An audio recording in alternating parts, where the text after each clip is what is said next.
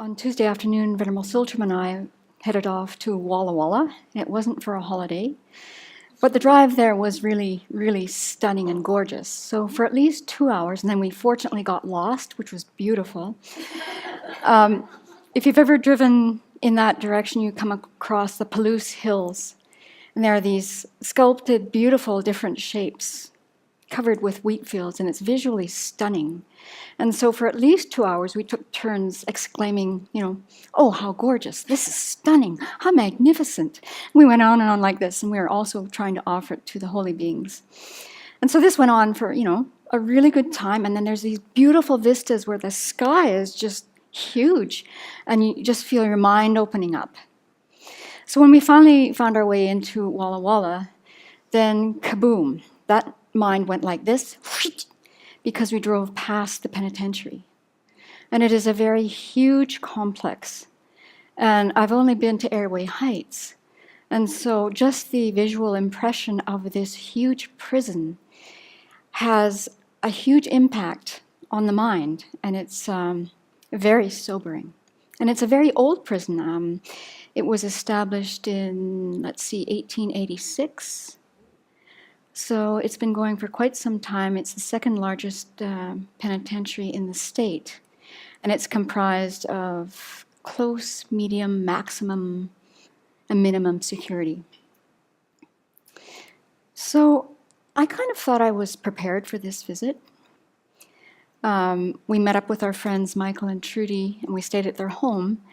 And as I was asking them questions about what the groups were like and what they wanted us to address, we didn't have much time because we got lost. We got to their house late. But so he very briefly let us know that, this Buddha Day that's happening tomorrow is actually called Chicken Day. Chicken Day. Because this prison now has the notorious reputation all over the country for having the worst food. And so he just sort of told us that, and he said, it was written up in the paper, and don't feel bad if they're coming there for the chicken. And I thought, no, if they're coming there for the chicken and they get a little bit of Dharma, I'm not going to take this personally at all. So I didn't really know much about the food situation until I started reading about it online last night, which is a good thing that we didn't know about it, actually. I'll tell you more about that. And then he said, the groups are quite different. So the first group is pretty interested, but they're a group made up of an Asian gang. And I said, a gang? He said, yeah, an Asian gang. And I said, a gang in prison? He said, yeah. I said, why do they have a gang in prison? I thought that's why they're in prison. And he said, they have to be in a gang because that's how they stay alive. They protect each other. And so here's my naivety showing up. So we're going to talk to a gang. Okay, if they're there for the chicken, they'll probably be distracted. So I thought, that's okay. So we get to the prison the next morning, and the men start coming in, and Michael takes me aside and he says, and this is reflecting what Venerable Chodron reminded us of this morning, you don't know what's going to happen until it happens. So this Asian gang that was supposed to show up didn't show up, and there are people that Michael has never seen before. And there's 8 of them, and they're all Caucasian. So somehow they sort of get invited to the Asian gang when they want to, and people come and go. And one of the things that helps or hinders this group really becoming a Buddhist study group is that there's this changing personnel all the time. So, but these people were obviously pumped to be there, not just for the chicken. They wanted to shake our hands. Immediately, one fellow, who's the oldest fellow in this first group, took me aside and he said, I'm so excited. I read recently in a magazine that transcendental meditation, if I do it and get it right, there's a 99% chance I won't reoffend. And I thought, wow, if you've read that and you're believing that, great. I tried to look for that stat last night. I couldn't find it. It was more like in the 30 and 40%. But this was his understanding that if he came and started learning Buddhism, he wouldn't reoffend. And he was just bubbling over with excitement. And all the guys they were really wanting to be there. So the first group was just really a breeze, right? They were very attentive during the led meditation. They were very focused during the talk. They asked very articulate questions. There's one person in the group who had obviously done quite a bit of reading. The rest of them were quite new to Buddhism, but they're really interested. So the interesting thing, though, is that the minute that the chicken shows up, bang, that was over. We didn't even do a dedication, and everyone's flipping the tables around in the room and the chairs, and boom, we're going to have lunch with the fellows, which I thought was great. So they got to eat with us. And it was chicken, for sure, and it was real chicken. And apparently they do get meat every day of the year in this facility, but they have no idea what it is. And I'll tell you more about that in a minute. No clue, and the food is really bad. So they're very attentive during this meal because, they're eating real food. So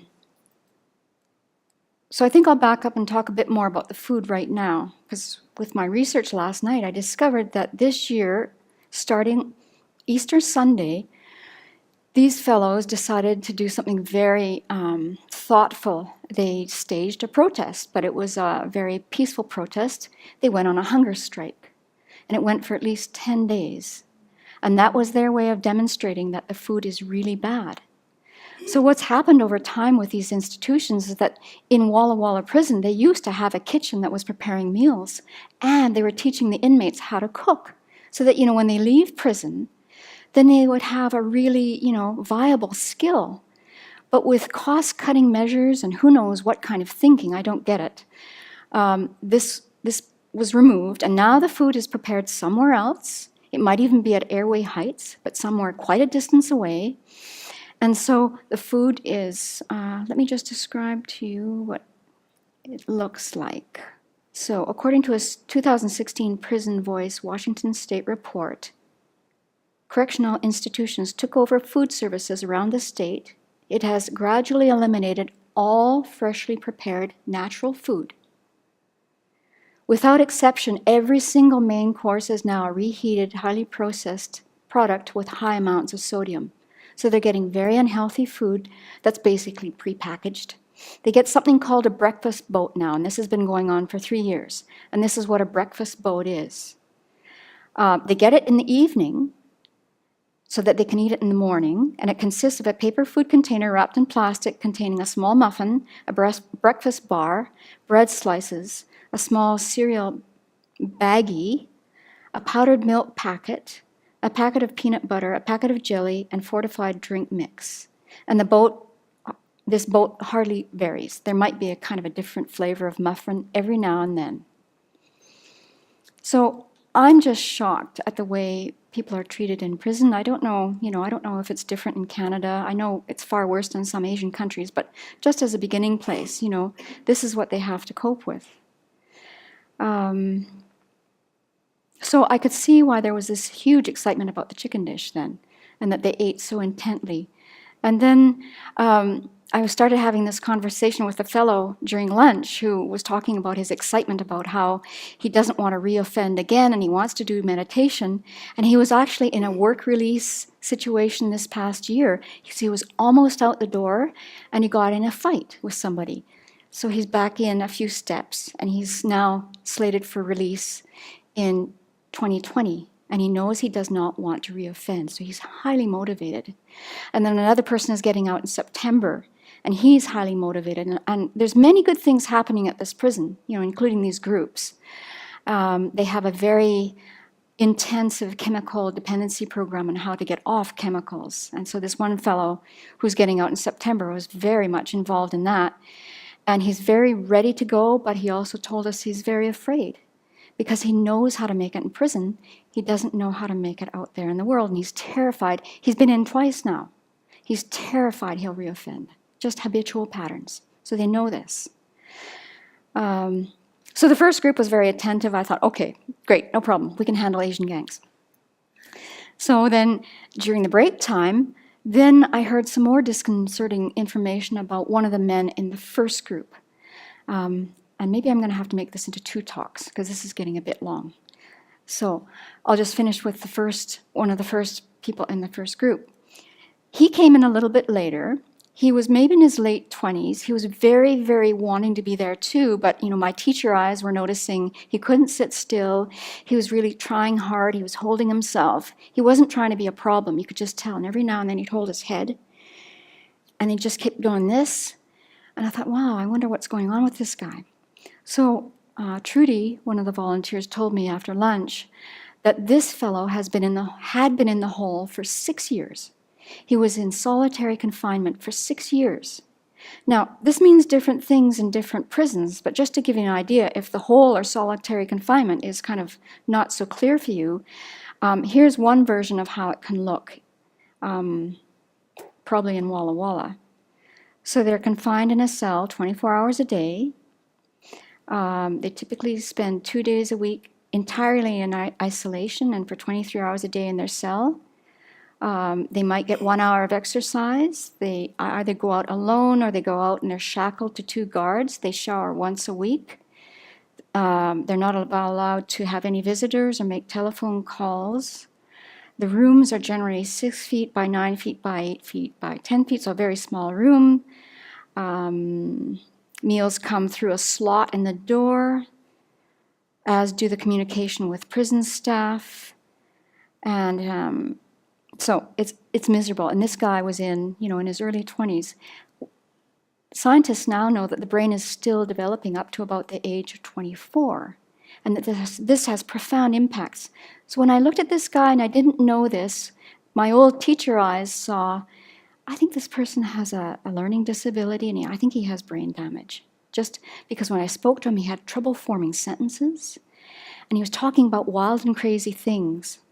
So here are some of the ramifications of solitary confinement that happen to people. Visual and auditory hallucinations, hypersensitivity to noise and touch, insomnia, paranoia, uncontrolled feelings of rage and fear, distortions of time and perception, increased risk of suicide, that's obvious, PTSD. How does this help anybody? And we're doing this to people. So I'm actually feeling I think I'm still processing this whole visit, and there's more to say about this, which I'll do another time. But what I did see was, the fortitude of these people. Both groups came in smiling. Both groups left smiling. They are finding joy in this environment, and they're finding a way of supporting each other, and they're even interested in coming to see what Buddhism is about. And maybe it's the chicken. But if it's the chicken that gets you in the door, there's something that gets us all in the door. And, why not? So I'll talk about the second group another time. And may we all make our efforts to keep these people in prison all over the world in our hearts and minds. It easily could be you and I. And there's so much work to do on reforming the way that we are trying to rehabilitate people.